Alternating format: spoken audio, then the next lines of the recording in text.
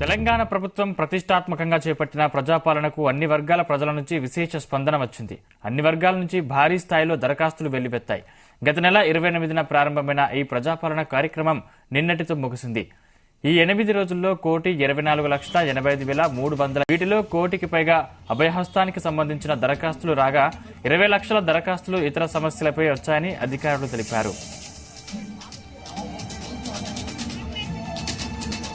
కాంగ్రెస్ అధికారంలోకి వచ్చిన వెంటనే ప్రజలకు ఇచ్చిన 6 హామీల అమలులో భాగంగా ప్రజాపాలన పేరిట ప్రజల నుంచి దరఖాస్తులు తీసుకునే కార్యక్రమాన్ని ప్రారంభించింది. వచ్చిన దరఖాస్తులన్నింటినీ కంప్యూటరీకరించేందుకు అధికారులు రెడీ అయ్యారు. నేటి నుంచి కంప్యూటర్లలో ఎక్కించేందుకు డీటీపీ ఆపరేటర్లను సైతం తాత్కాలిక పద్ధతిలో తీసుకుంటోంది.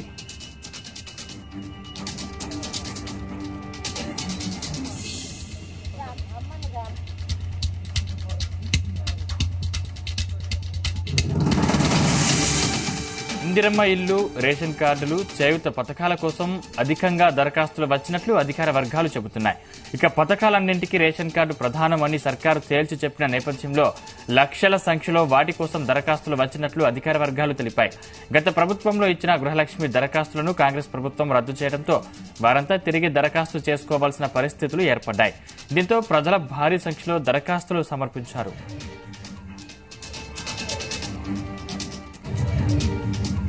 ప్రారంభంలో ఇదివరకే పెన్షన్ తీసుకుంటున్న వారు, రైతు బంధు లబ్ధిదారులు కూడా మళ్లీ దరఖాస్తు చేసుకోవాలన్న ప్రచారం జరిగింది.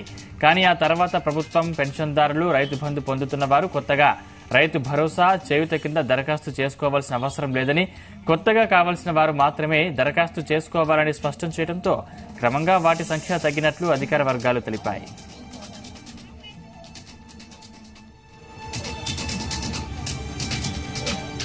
గత నెల 28వ తేదీన నగర శివార్లలోని అబ్దుల్లాపూర్ మెట్లో ఉప ముఖ్యమంత్రి మల్లు భట్టి విక్రమార్క లాంఛనంగా ఈ కార్యక్రమాన్ని ప్రారంభించారు.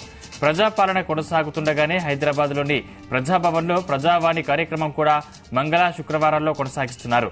ప్రజాపాలనలో పెద్ద ఎత్తున దరఖాస్తులు తీసుకుంటున్నప్పటికీ ప్రజావాణిలో సైతం శుక్రవారం వరకు దాదాపు 30,000కు పైగా దరఖాస్తులు వచ్చాయి.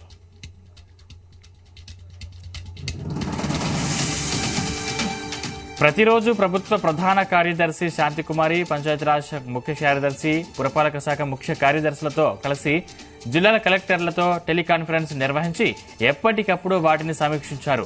దరఖాస్తులు ఇచ్చేందుకు వచ్చే ప్రజలు ఎటువంటి ఇబ్బంది పడకుండా తగిన చర్యలు తీసుకోవాలని ఆదేశాలు జారీ చేశారు.